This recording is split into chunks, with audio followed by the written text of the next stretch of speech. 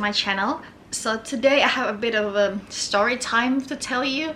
So if you've watched my Hawaiian haul video, you would have seen that I got a Louis Vuitton favorite in monogram canvas.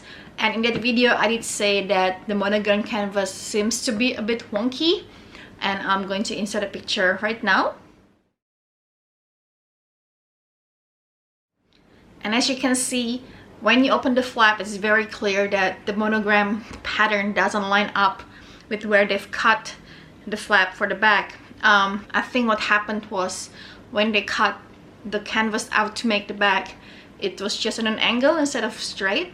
So I was really unhappy about it. I did post it on a message board in Facebook, a Louis Vuitton board, and everybody agreed with me that that was unacceptable. So what I did was I went to a local Louis Vuitton boutique in Jakarta, and I spoke to a sales associate, and at the beginning they were like, oh, you know, there is a certain acceptable margin of error, and I was just like, this is not acceptable. In what world is a wonky bag acceptable? So I was being quite adamant about it. I didn't make a fuss, but my tone was a bit high. I was like, no, it's not acceptable. So at the end, she did agree to give me an exchange. However, they don't have any favorite in stock. So what she asked me to do is to hold on to the bag until the 30-day period is up from when I bought it, and if it still doesn't come in stock, then she'll let me exchange it for something else. So I wasn't keen on exchanging it for another bag because I know that the price point of the favorite, there are not a lot of bags in the same price point, and I could only think of maybe the Pochette Fallacy, but even that is slightly more expensive, and I wasn't keen on paying extra for a bag I don't really want. So thankfully, a few weeks ago, while I was in Korea, she did send me a message on WhatsApp, and she told me, hey, I have a favorite in stock and I'm going to hold it for you. Oopsie. But she told me that she was moving to a different boutique, so so I can just come in when I got back from Korea and I speak to her colleague about it. So I did do that. It was really annoying when I went there. I had to wait outside the shop, even though the store looks really empty, but I think they don't have any sales associate available to help me right away, and all the sales associates were having a meeting or something. So I had to wait outside the store, which I found to be a bit degrading.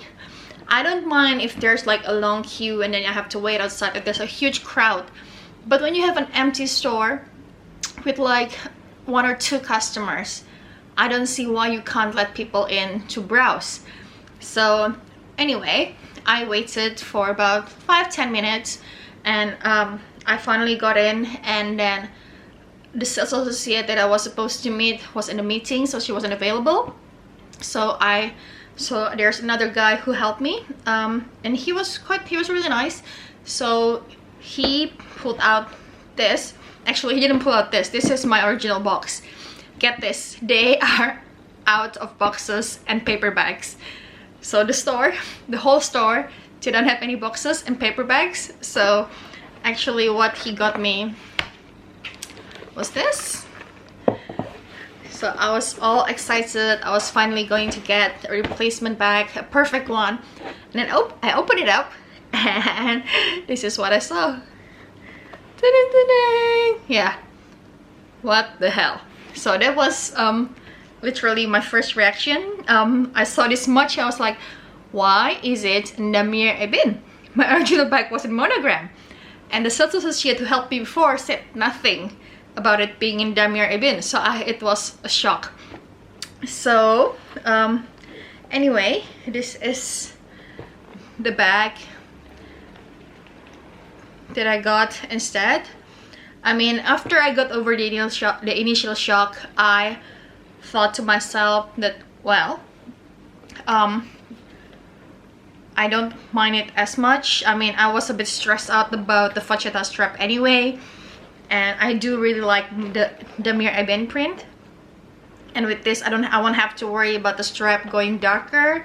And I did if you haven't checked out my previous video on the mini looping DIY bag, I did think that that one looks a lot like the favorite, and that was in monogram canvas. And if I did have a favorite in monogram canvas, they would have looked very similar to each other. So in retrospect, I'm really glad that I got this.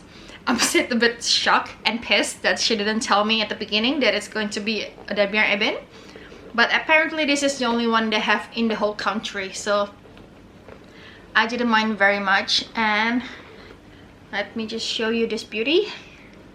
It is really pretty. As you can see, the back part here, it's caved in a bit, so I'm not sure. I think I'll just keep it stuffed for the time being to hopefully fix this bit. And look at that gorgeous red interior. So I love the red fabric, and I don't have any bags in Damier Ebene yet, so I'm really glad about this.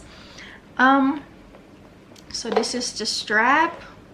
So you can this part is showing a bit of wear already. I'm not sure if you can see there, so hopefully that won't be a problem. And here is, let me just hook this on so you can see.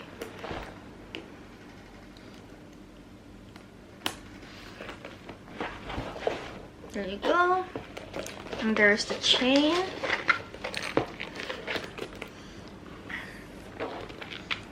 And here is the bag. What do you think?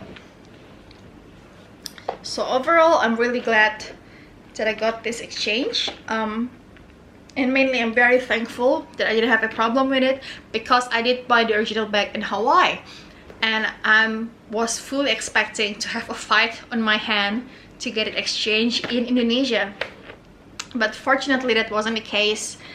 And overall, I'm very happy with it, and I can't wait to wear this for my next trip.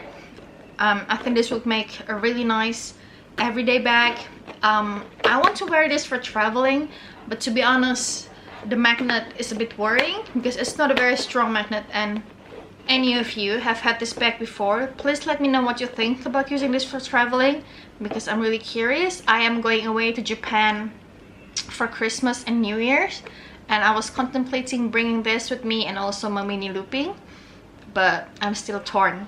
So that's it guys for today's video. So hopefully I'll be able to do a full review on this bag very soon and see what fits and show you guys what fits inside as well. Thank you so much for watching, and I'll see you in my next video. Bye bye.